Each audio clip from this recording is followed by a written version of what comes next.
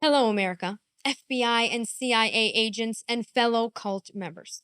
I'm Debrava, here with an alarming story straight out of Staten Island that exemplifies the complete failure of our immigration system and the priorities of our politicians like Governor Kathy Hokel and Mayor Eric Adams, once again.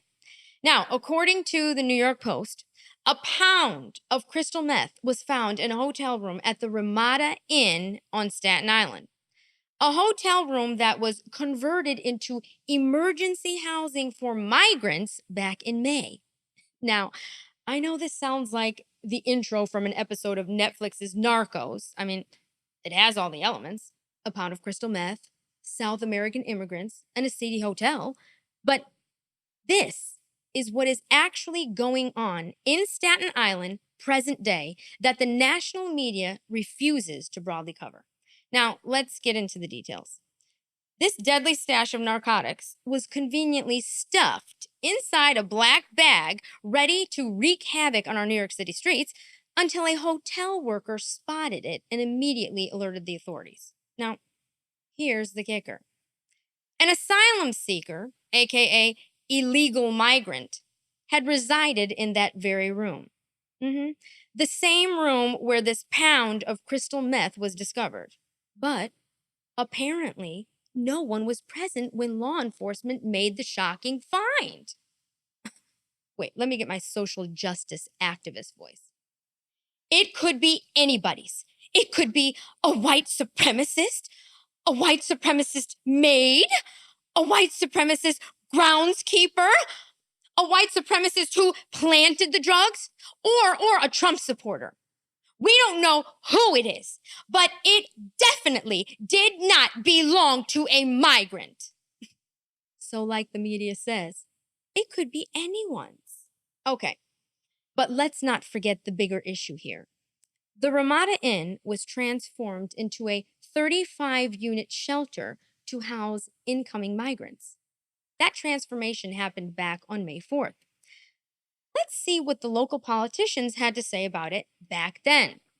Borough President Vito Faella stated, and I quote, "So long as the city is forced to continue spending taxpayer dollars to harbor illegal immigrants while cutting services for our own citizens in need, there is no light at the end of the tunnel." End quote. Okay, people.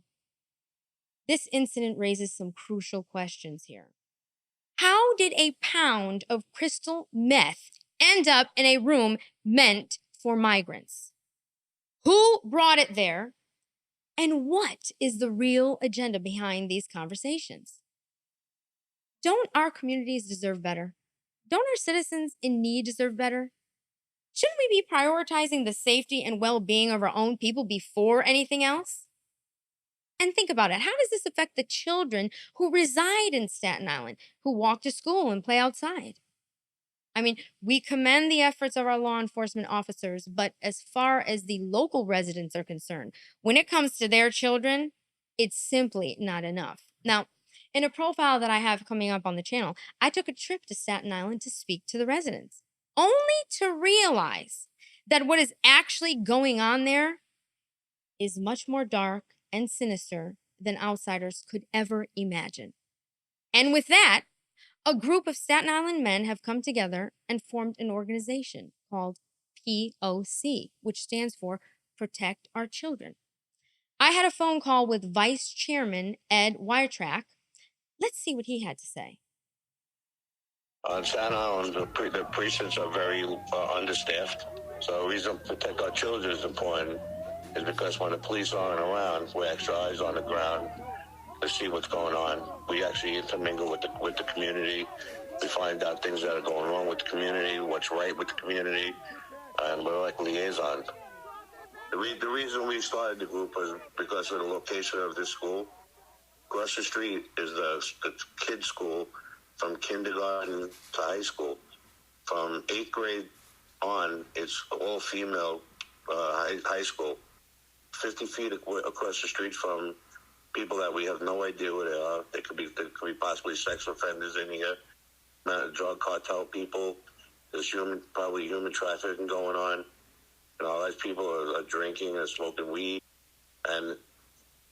people are just allowed to walk around whenever they want. They have no curfew, and people have, again, their houses have been broken into.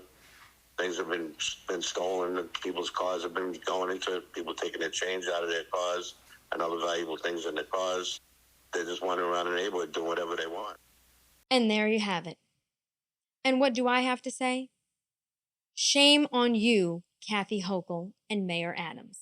Shame on you. I'm Debrava. See you next time.